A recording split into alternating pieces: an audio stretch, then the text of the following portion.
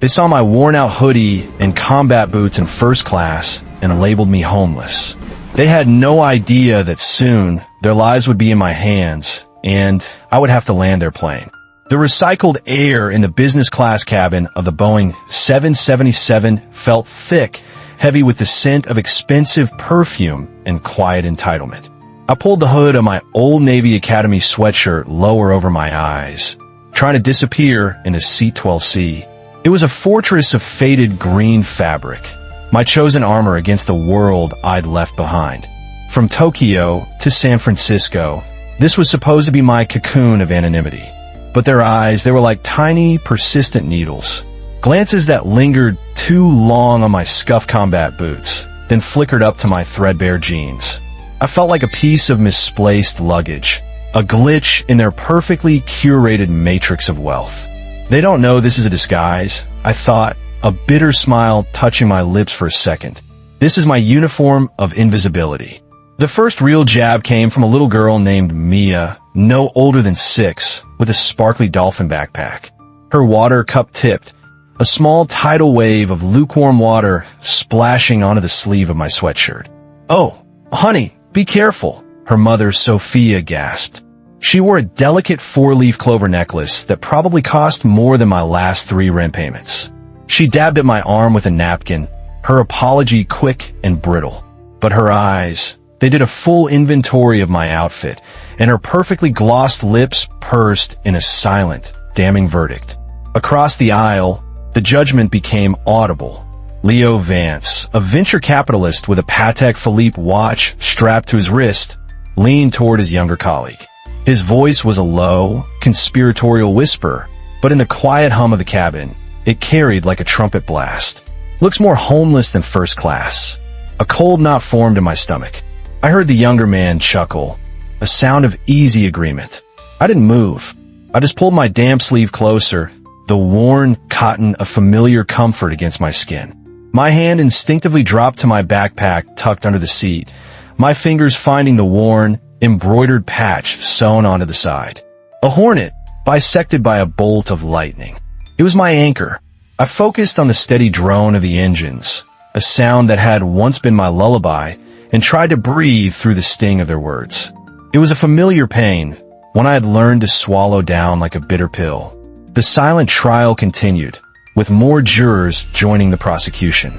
2 rows ahead, an influencer named Tiffany Sterling, clutching a Hermes Birkin bag like a shield, was whispering to her tech CEO boyfriend, Mark. I couldn't hear the exact words, but her sharp, disdainful glance in my direction was a universal language.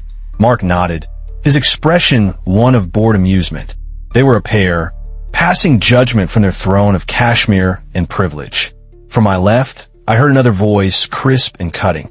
Eleanor Croft, a lawyer with Cartier glasses perched on her nose, murmured to her assistant. Probably an intern who got lucky with a free ticket. A stifled laugh followed. Each whisper, each smirk was another thread in the net of contempt they were weaving around me. I closed my eyes, leaning my head against the cool plastic of the window. Why am I even here? The question echoed in my mind. Because I had to be. I was running from a ghost, a name, a call sign that was buried under 5 years of carefully constructed anonymity. This outfit, this persona, it wasn't about poverty. It was about erasure. It was my shield against anyone who might recognize the woman I used to be.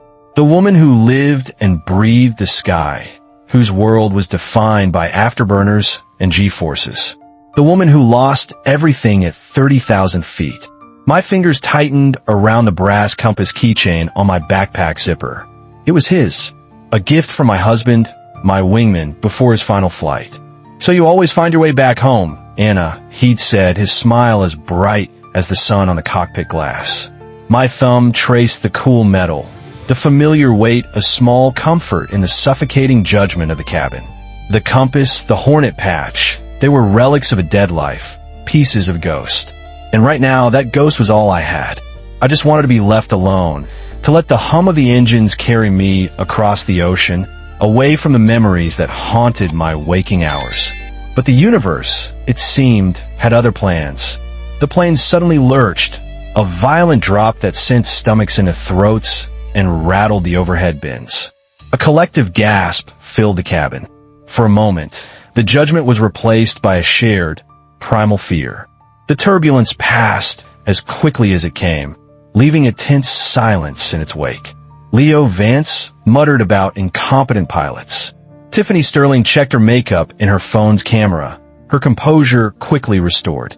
The fragile peace was shattered moments later by a crackle from the intercom, sharp and laced with an unmistakable edge of panic. "Attention, passengers. This is your captain. We require immediate assistance. Is there a pilot on board?" The words sliced through the cabin's quiet hum like a blade. Time seemed to freeze. Then chaos erupted. People twisted in their seats, their voices a rising tide of frantic questions. Leo's face went pale, his mask of superiority crumbling. "What the hell does that mean?" he stammered. Tiffany dropped her phone, her hand flying her mouth. Eleanor Croft was on her feet, demanding answers from a flight attendant whose own face was a mask of terror. I remained perfectly still in 12C, the captain's words echoing in my ears. It felt like a voice from a past life calling my name. No, a part of me screamed, "That's not you anymore.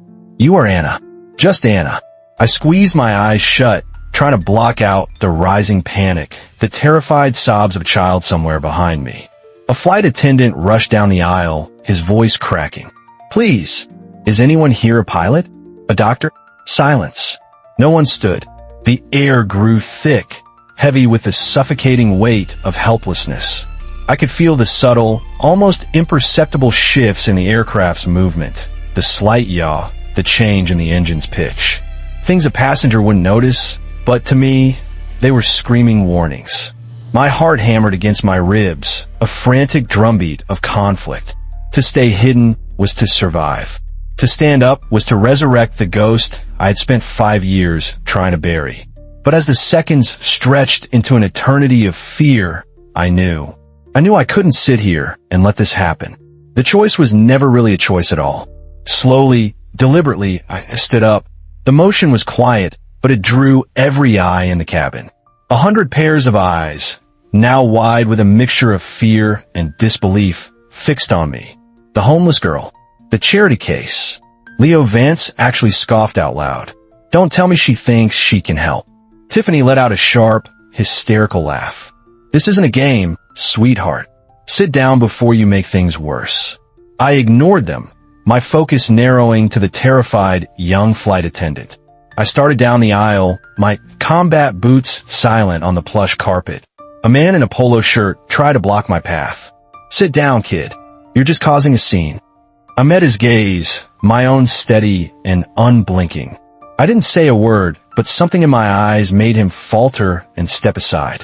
I reached the flight attendant, who was looking at me with a desperate, pleading confusion. "Ma'am, please, we need someone who is qualified," he stammered. From her seat, Eleanor Croft's voice dripped with scorn.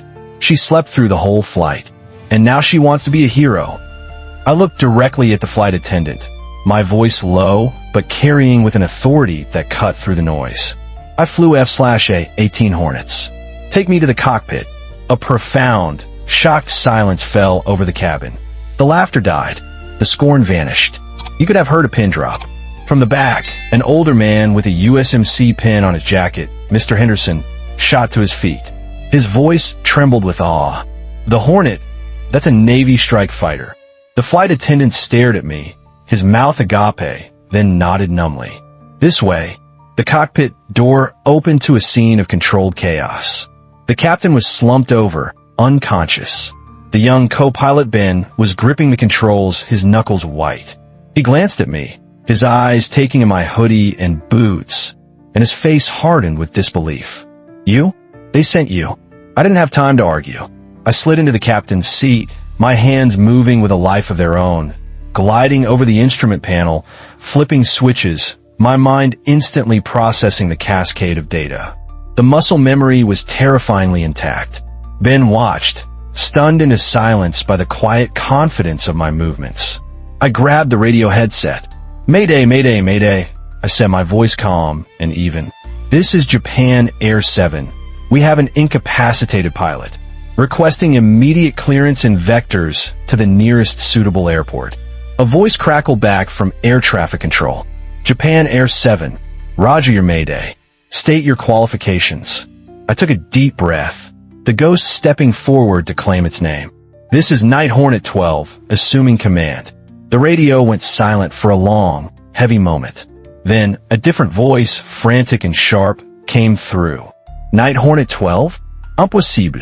That call sign was declared Kia 5 years ago. Ben's head snapped toward me, his eyes wide with utter shock. The ghost was out, and it was flying a plane full of people who thought I was nothing. The radar screen painted a terrifying picture, a massive, angry red blotch of a storm system directly in our path.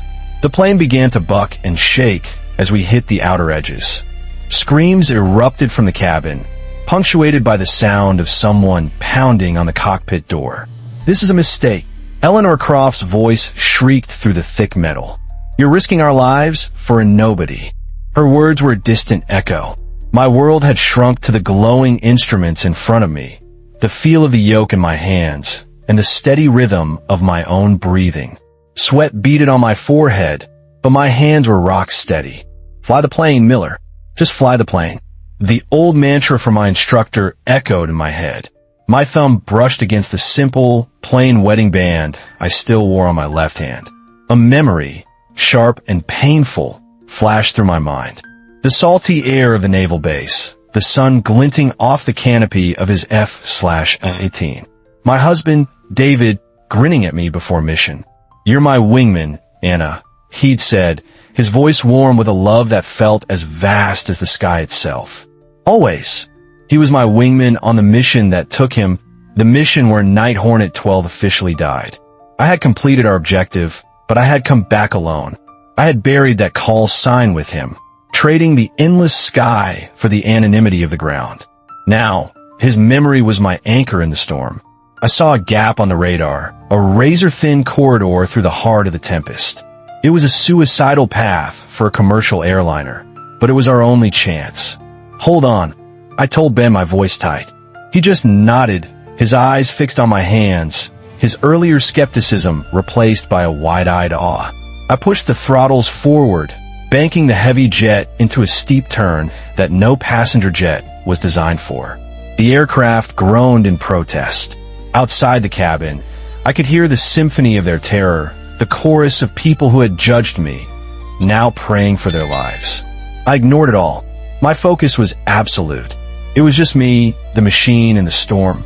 For minutes that stretched into an eternity, we danced with the lightning, threading a needle through a hurricane at 500 miles per hour. My hands and feet moved on instinct, a ballet of rudder, aileron, and throttle honed by 1,000 hours in the sky. Then, as suddenly as it began, we were through.